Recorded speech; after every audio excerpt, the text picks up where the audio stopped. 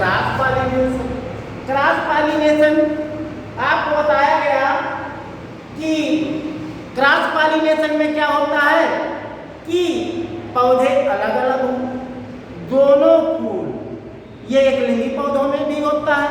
एक लिंगी पौधों में क्या होता है, समझ लीजिए, एक पेड़ ये हो गया, इसका फूल है, एक पौधा ये हो गया, इसका फूल हो गया, ठीक। ये भी एक फूल है, ये भी एक दूसरे, इस पौधे का नाम हमने ये रख दिया, इस पौधे का नाम हमने भी रख दिया। अगर ये एक लिंगी पुष्प है, ये समझ लीजिए पुंकेसरी पुष्प है, और ये स्त्री केसरी पुष्प है। ये पुंकेसरी और स्त्री केसरी क्या होता है, पुंकेसरी और स्त्री केसरी पुष्प का मतलब ही आपको बताया गया कि पुष्प दो प्रकार के होते हैं, एक लिंगी पुष्प और द्विलिंगी पुष्प। एक लिंगी पुष्प का मतलब होता है जब कोई पुष्प या जब किसी पुष्प में स्त्री केसर या पुंकेसर में से केवल एक ही पाया जाता है तो उसे एक लिंगी पुष्प कहते हैं, और जब किसी पुष्प में स्त्री केसर और पुंकेसर दोनों पाया जाता है तो उसे द्विलिंगी पुष्प कहते हैं। अब एक लिंगी पुष्प में स्त्री केसरी, एक लिंगी का मतलब उसमें केवल या तो स्त्री केसर होगा या पुंकेसर होगा, अर्थात चाहे वो नर जनन वाला पौधा हो, चाहे उसकी कोशिका है नर कोशिका वाला पौधा हो, चाहे मातृ कोशिका वाला है। अगर उस पुष्प में नर जनन अंग पाया जाता है अर्थात उसमें केवल पुंकेसर है, जायांग नहीं है, तो उस पौधे को पुंकेसरी पुष्प कहा जाएगा। पुंकेसरी पुष्प का मतलब ये नर जनन अंग वाला पौधा है, नर जनन अंग वाला पौधा है।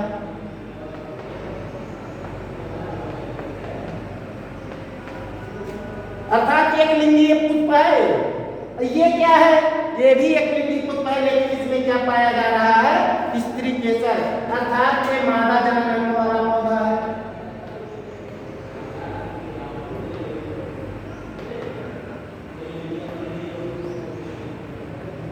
पौधा है तो इसको कहा जाएगा, ये मादा जनन अंग वाला पौधा है, इसको कहा जाएगा स्त्री केसरी पुष्प। ये पुंकेसरी पुष्प, ये स्त्री केसरी पुष्प, तो इसका मतलब एक लिंगी पुष्प ये, एक लिंगी पुष्प ये। जब इस पुष्प का परागकण, इस पुष्प के परागकण जाके इस पुष्प के, समझ लीजिए अभी आपने देखा ये क्या है हमारा, ये हमारा परागकोश है, पुंकेसरी पुष्प। इसमें क्या है आपने देखा भी, पिछली बार फिगर बनाए भी थे, यहाँ पर ये हमारा वर्तिकाग्र है। जब ये परागकण जाके यहाँ पर इस नर वाले पुष्प के परागकण या ये परागकोश जाके इस स्त्री केसरी वाले पुष्प के वर्तिकाग्र पर जाकर मिलेंगे। ये नर पुष्प है, ये मादा पुष्प है, ये नर पुष्प पुंकेसरी पुष्प, ये स्त्री केसरी पुष्प। जब ये इसके परागकोश के परागकण, परागकोश में होता क्या है, परागकण होते हैं, परागकोश में क्या होते हैं, परागकण होते हैं।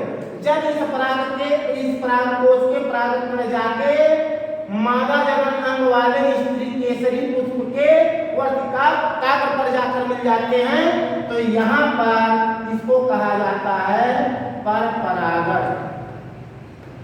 परपरागण अर्थात क्रॉस पॉलिनेशन। परपरागण से लाभ क्या होता है, परपरागण से हमको बहुत से लाभ होते हैं।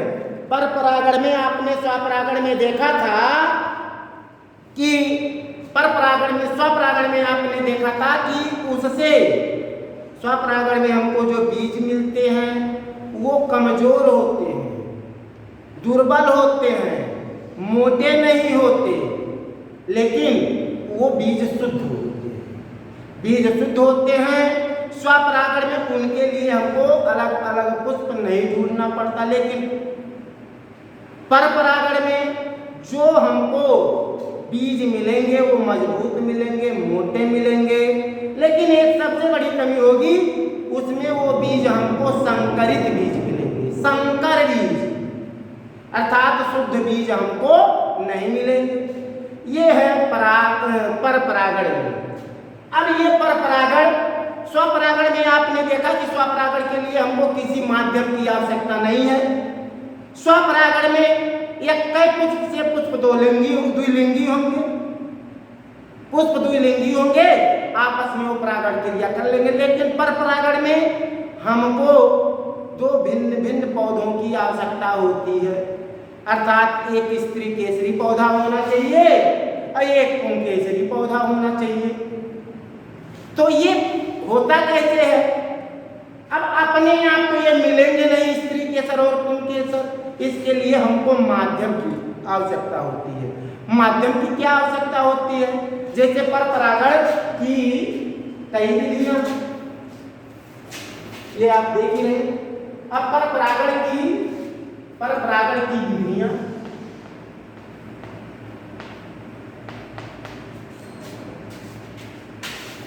पर परागण की विधियां क्या होती हैं? आप पहले ये जान लीजिए। वायु द्वारा पर परागण कैसे होता है?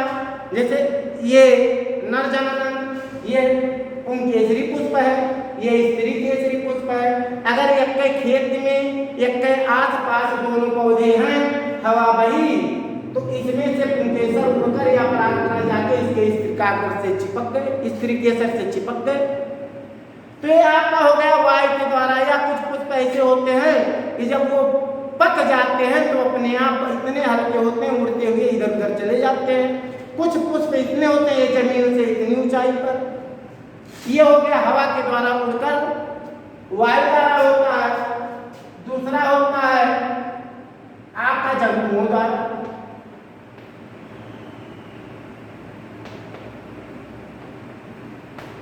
जंतुओं द्वारा पर परागण कैसे होता है? ये कोई जीव जा रहा है, ये मक्खी, छोटे छोटे कीट पतंगे, मक्खियाँ या कोई जानवर, इनके खुर में, जानवरों के जो खुर होते हैं उनसे चिपक गया। ये जो आपका परागण चिपक के ये जा रहे हैं, किसी स्त्री केसरी पुष्प पर लग गया, वहां पर जाके परागण क्रिया हो गई। या कुछ जानवर हैं हरे पौधों को मुंह में दबा लिए, चलते चलते खाते रहते हैं, खा रहे हैं, चल रहे हैं, वो टकराता हुआ चल रहा है।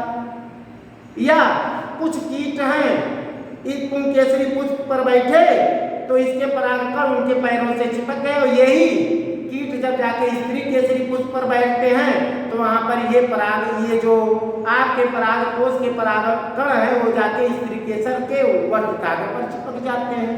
ये हो गया आपका जंतुओं के द्वारा। अगला है जल द्वारा।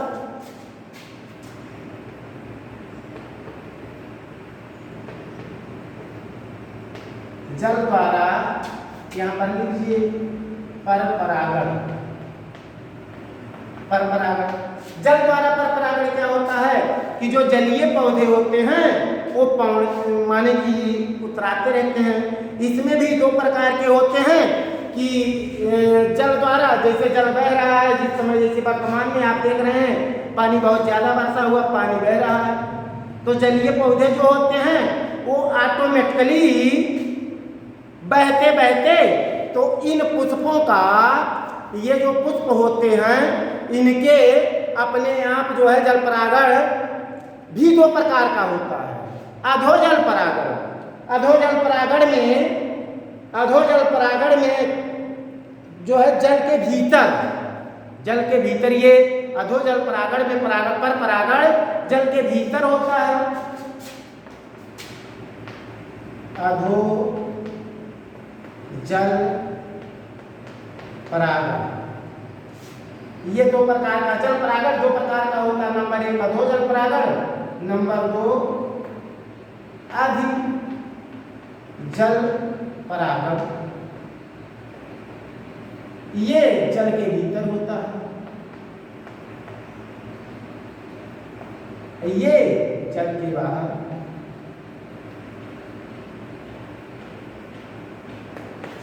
अधोजल परागण जल के भीतर होता है और अधिजल परागण जल के बाहर होता है। ये हमारा था आज का पॉइंट परागण। आज का पॉइंट क्या था हमारा? परागण। परागण क्या होता है, परागण कितने प्रकार का होता है, यही हमारा मेन पॉइंट था। इसके बाद हमारा आता है जब ये परागण क्रिया हो गई, परागण क्रिया जैसे आप नीचे से बताया गया, जब परागण क्रिया हो जाती है तो उसके बाद उसी से फूल, उस फूल से फल बनते हैं, फल में बीज बनता है। कुछ पौधे ऐसे होते हैं जो बिना फल के, बिना बीज के ही सीधे फल में बदल जाते हैं। इसमें अनिषेक फलन एक पॉइंट है। अनिषेक फलन, इसमें बिना लैंगिक जनन के ही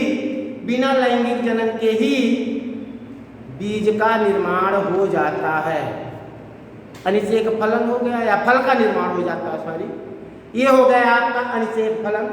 इसके बाद आता है आपका बहुभ्रूणता। बहुभ्रूणता में आप देखोगे कि बीज में जब एक से अधिक भ्रूणों का निर्माण होता है, या किसी बीज से जब एक से अधिक भ्रूण उत्पन्न होते हैं तो ही आपका बहुभ्रूणता कहलाता है। जब एक बीज से एक से अधिक भ्रूण उत्पन्न होते हैं तो इसी को बहुभ्रूणता कहा जाता है। यही आपका लेसन सेकंड का ये दूसरा चैप्टर भी हो गया। इसमें आपने पढ़ा क्या? पहले दूसरे पार्ट में पुष्पिपातकों में लैंगिक जनन, इसमें आपने देखा कि किसी भी पुष्प के कितने भाग होते हैं। पुष्प के भाग जो होते हैं वाहिदल, दल, पुष्पासन, डंठल या पुष्पवृंत, जायांग, पुमंग। पुमंग में क्या, पुमंग क्या होता है? पौधे का नर जनन अंग। पौधे पुमंग में दो चीजें पाई जाती हैं, पुतंत्र और परागकोश। परागकोश में क्या होता है? परागकण होते हैं। इसके बाद आप अच्छा ये देखिए, इसमें क्या होता है? ये आपका वर्तिकाग्र हो गया, ये वर्तिका हो गई, ये आपका इतना पोषण आपका अंडाशय कहलाता है। इसमें बीज का निर्माण होता है। इसके आगे आप लोगों को कल बताया जाएगा।